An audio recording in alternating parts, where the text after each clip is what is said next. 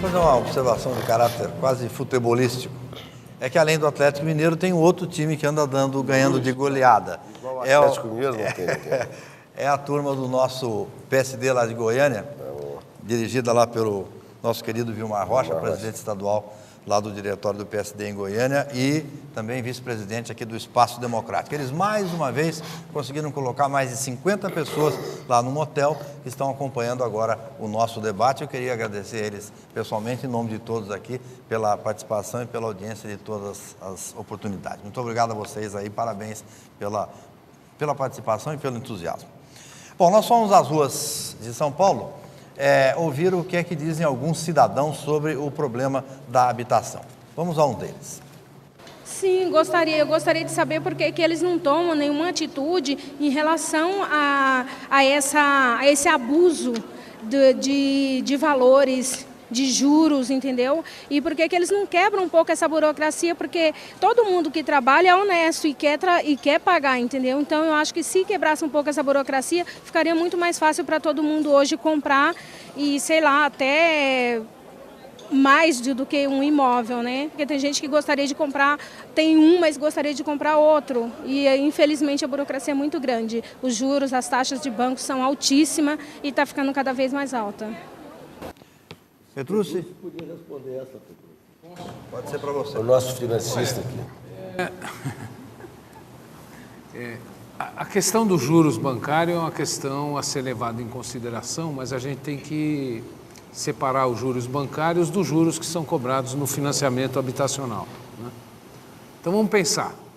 O fundo de garantia, o dinheiro de todo trabalhador está depositado numa conta vinculada e ele é remunerado a algo em torno de 3% ao ano.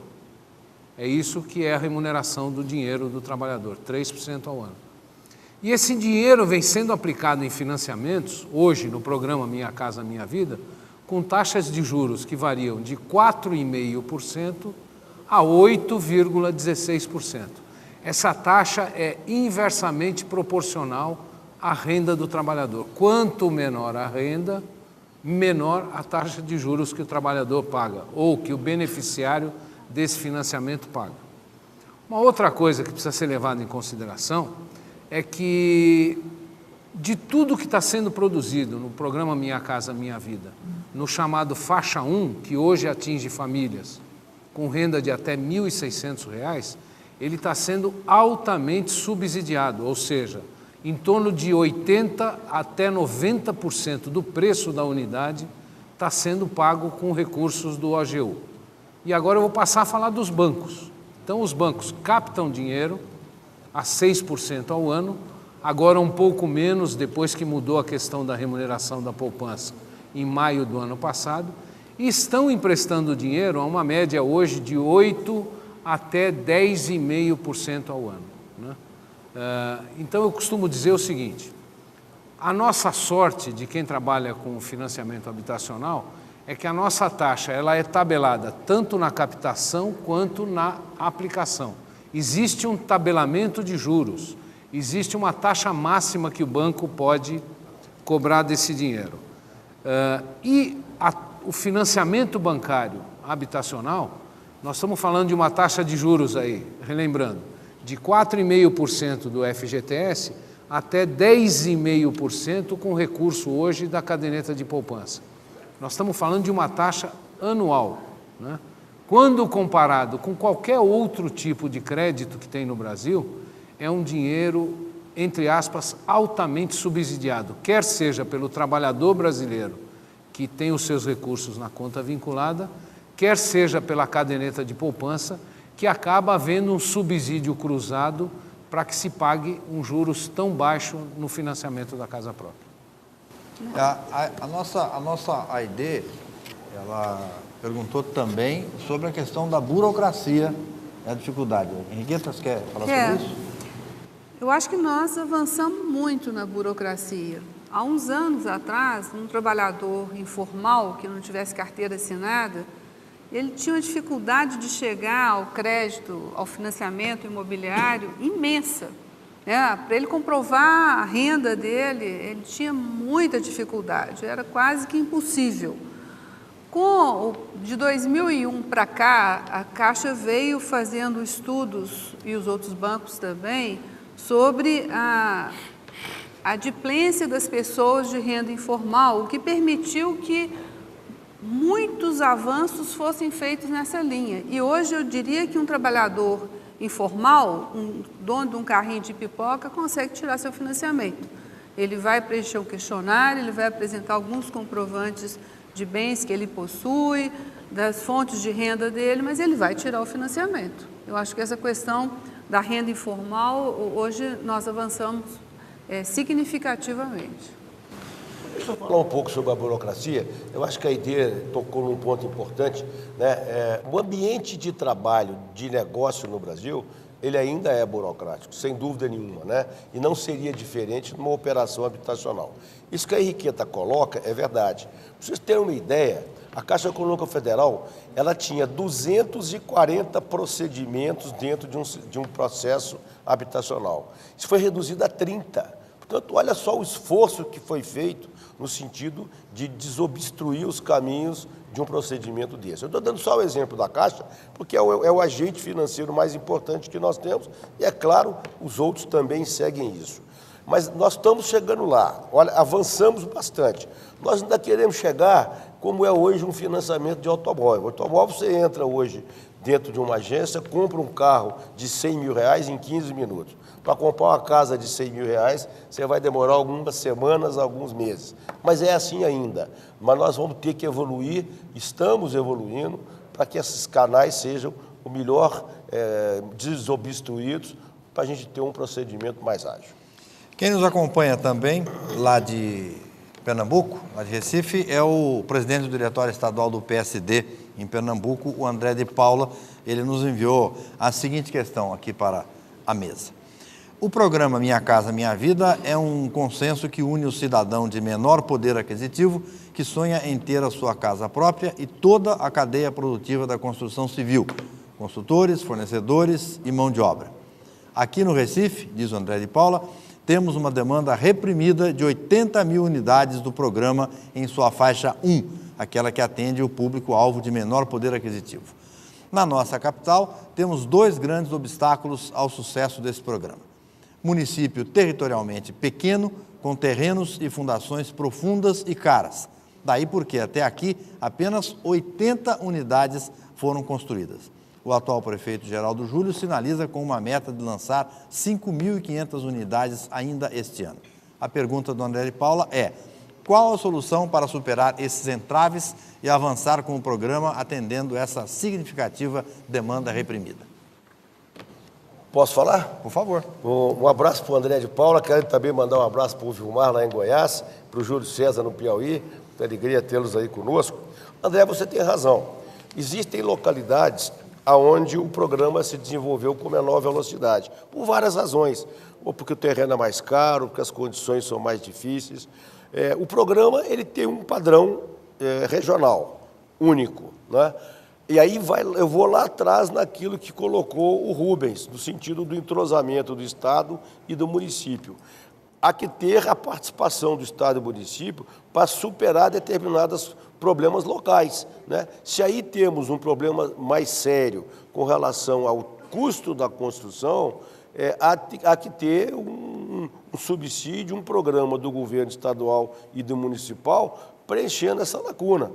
Isso não pode estar contemplado no programa como um todo, para não encarecer em locais onde isso não existe, né?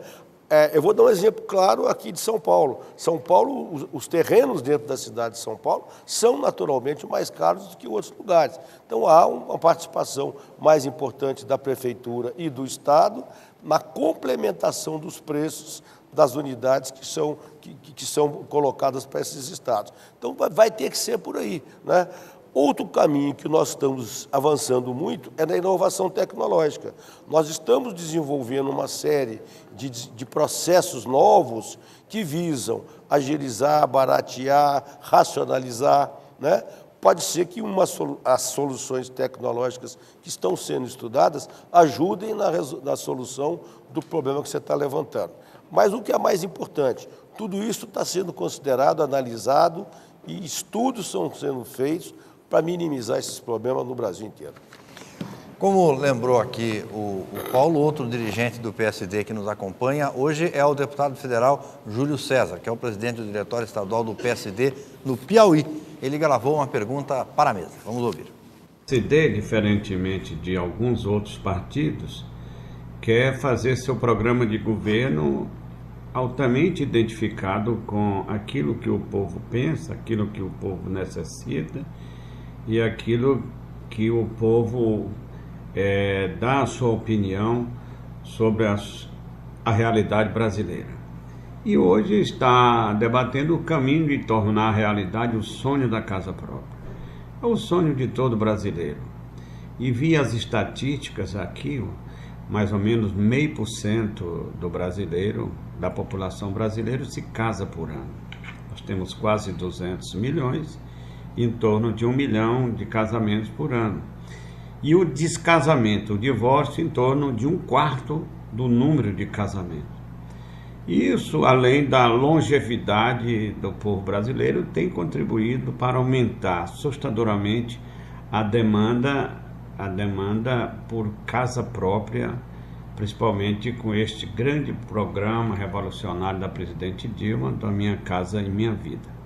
O que me preocupa muito, e quero levar essa pergunta ao Paulo Simão, meu amigo, presidente do meu partido lá no estado de Minas, o Luiz Sérgio Maria Henriqueta, do Conselho da Cidade, do Fundo de Investimento do FGTS, e o Ricardo Leite, secretário de Habitação de São Paulo. Onde é que nós vamos encontrar recursos para dar continuidade a este grande programa social que temos no Brasil, que é a casa própria de cada homem e de cada mulher que vive em nosso país? Qual dos senhores? Ricardo? Ricardo? Bom, assim tá bom. Eu acho que o programa Minha Casa Minha Vida tem muitos méritos e, de fato, ele foi inovador em muitos aspectos, mas ele precisa evoluir um pouco mais. Uma das questões que tem atrapalhado muito a produção de unidades, especialmente nas grandes cidades, é a questão do fundiária, do preço e da escassez de terrenos. Então, como é que a gente pode lidar com isso daí? Então, em primeiro lugar, eu precisaria ter uma política de terras, e nessa política de terras, a gente precisa utilizar os parâmetros urbanísticos que barateiem a terra. Esse parâmetro urbanístico significa adensar regiões que têm potencial para adensamento, dando coeficiente. Isso é uma forma da gente baratear o preço dos terrenos para poder viabilizar. Vou dar um exemplo aqui em São Paulo. Nós temos muitas regiões aqui que têm, eram regiões fabris, que têm 20, 30, 40 habitantes por hectare, enquanto que nós temos as favelas, por exemplo, Paraisópolis e Heliópolis, onde moram 600 pessoas por hectare. Então, se a gente tiver uma política de terras que organize um pouco isso, que provisione o fornecimento de terrenos, nós vamos poder melhorar. E o programa também precisa flexibilizar alguns aspectos. Então, quando eu falo parâmetro urbanístico, eu não posso limitar, como o programa limitou inicialmente, e agora já está flexibilizando, a questão da altura, né? Porque eu vou estar reduzindo muito o aproveitamento desses terrenos se eu fizer apenas TR+4. Eu estou falando de uma metrópole onde moram 11 milhões de habitantes, a gente precisa ter a possibilidade de fazer vertical. Ao mesmo tempo, o tamanho das unidades, eu acho que o nosso companheiro lá do Piauí falou uma coisa importantíssima. Se as famílias estão diminuindo de tamanho, quer pelas separações, quer pelo menor número de filhos, a gente também precisa ter uma flexibilidade para produzir unidades de tamanhos diferentes. E eu acho que dar mais dinheiro, complementar com recurso adicional do governo municipal e do governo estadual, pode contribuir, mas eu não acho que seja suficiente. Primeiro porque esses governos eles têm uma capacidade de investimento muito limitada. Já houve aqui debate no próprio espaço democrático, onde a gente vê a dificuldade que as cidades têm uma vez que os recursos pagos de impostos, eles vão pouco para as cidades e muito mais para as outras esferas de governo. Então, a capacidade de investimento é muito limitada. Então, o que a gente precisa de fato é produzir terreno, então desapropriar essas regiões que estão degradadas e colocar esses terrenos à disposição para a produção imobiliária. E isso daí, até queria dar uma sugestão, que a gente pode propor para que seja incorporado também no programa do partido, que é a questão de melhorar a lei de desapropriação. Hoje a maior frustração que a gente vê na mídia, o tal prefeito, o tal governador não entregou as unidades que tinha prometido no tempo. Mas isso não é por falta de vontade ou por falta de dedicação, às vezes, mas é que a burocracia da desapropriação de um terreno é uma coisa incompatível hoje com a necessidade que nós temos de demanda. Então, eu acho que é urgente, não tem a ver com dinheiro, não tem a ver com um programa específico de produção habitacional, mas é uma política pública que precisa ser melhorada para poder ter uma política de terras. Henriqueta? Deixa eu só responder um pouco ao nosso Júlio César, querido, que é o seguinte, Júlio, é claro que essa é uma questão de prioridade, é uma questão complexa, mas eu quero lembrar que dentro do Congresso Nacional nós temos lá uma emenda, que é chamada da emenda da moradia digna, que tem como objetivo tentar perenizar recursos nas 3 esferas de governo para ser alocado na questão da habitação de interesse social, até que o déficit habitacional seja cumprido, né? Nós sabemos que não é simples, não é fácil que isso seja aprovado, mas é uma das formas que nós temos, desde que o tema seja de fato prioritário, que possa avançar mais. Eu não diria que está faltando recurso para os projetos, não estão, para o setor, porque o projeto está em amadurecimento. O que o Ricardo colocou é corretíssimo, é um processo em evolução. Nós estamos fazendo modificações, flexibilizando, né? Não faltou recurso ainda para que esse programa pudesse deslanchar. Mas, certamente, se a gente quiser acelerar ou ampliar o programa, nós teremos que pensar em novas fontes. Uma delas é essa, é a emenda à moradia digna, que está dentro do Congresso Nacional. Henriqueta, por favor.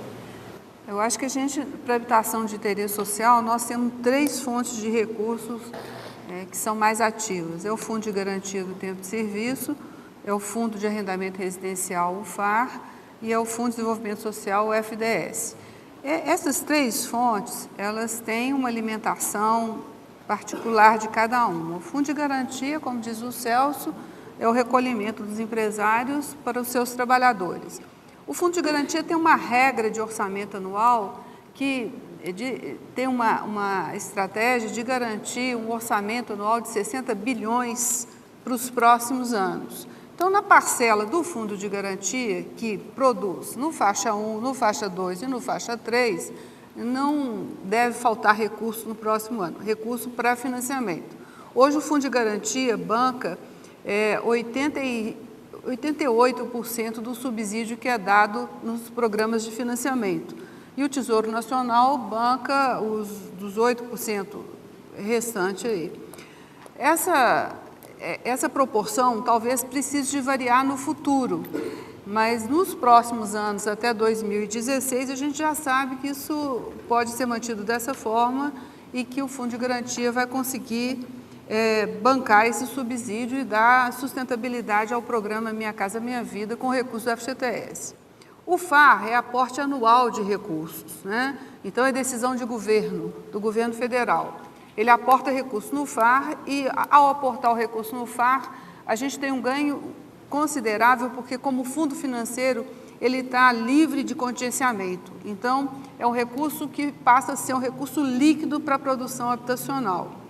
E o FDS tem um recurso bem menos significativo, bem menor, e também é destinado a um público mais de associações e que tem também mais dificuldade de tomar o recurso.